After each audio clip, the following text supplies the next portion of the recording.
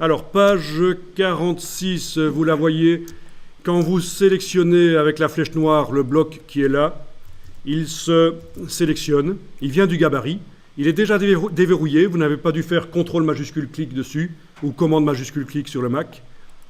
Il est déjà déverrouillé. Je fais une copie de ce bloc, donc un CTRL-C sur le PC bien sûr. Ensuite, je vais aller l'insérer avec le curseur texte. Je me mets à la fin du paragraphe ici. Ah, ça ne marche pas. Pourquoi? Vous savez pourquoi? Oui, on a verrouillé le calque du texte. Donc ici, je vais verrouiller le calque des images flottantes et je vais travailler sur le calque texte principal qui est déverrouillé. Ok, donc, on clique à la fin du paragraphe ici, par exemple. On enfonce la touche Retour chariot, Carriage Return, la grosse touche entrée. Il y en a beaucoup qui croient que c'est la même chose que la petite en bas à droite du pavé numérique, mais dans InDesign, ce n'est pas exactement la même chose. Et on va coller. On colle. Voilà le bloc image. Et dans le flux du texte, vous venez de mettre une image dans le flux du texte.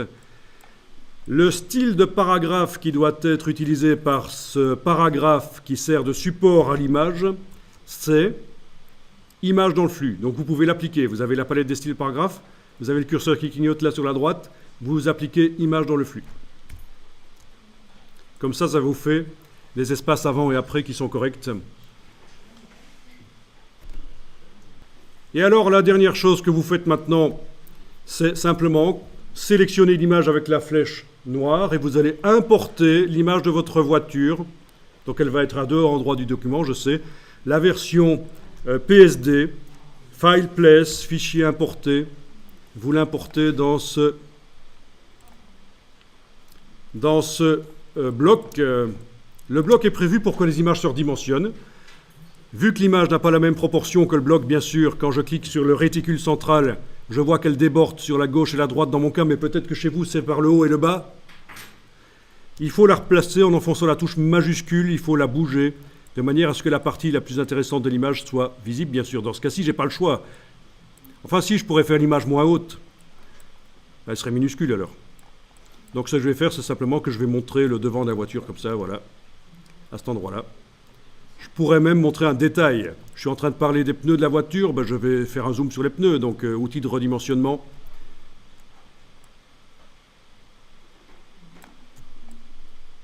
Voilà.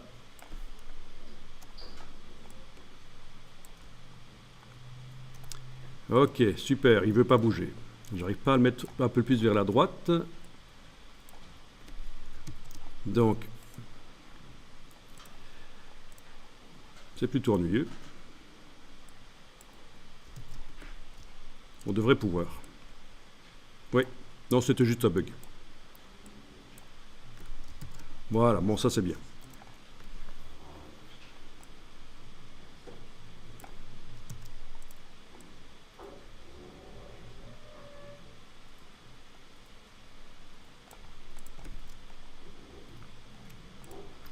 Ok, donc vous en connaissez un peu plus sur les documents en flux continu et particulièrement sur ce document-ci que vous pourrez donc utiliser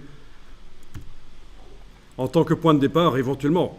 Sinon, il faut tout faire soi-même ou alors on vend aussi des templates de mise en page. Ça se vend, ça s'achète, ça se trouve gratuit aussi. Donc il existe ça pour des brochures. Si vous ne voulez pas mettre une brochure aussi, donc un autre type de document qu'on a vu précédemment, si vous ne voulez pas faire toute une brochure vous-même, vous pouvez prendre un template, remplacer les textes et les images par vos textes et vos images, ça peut marcher.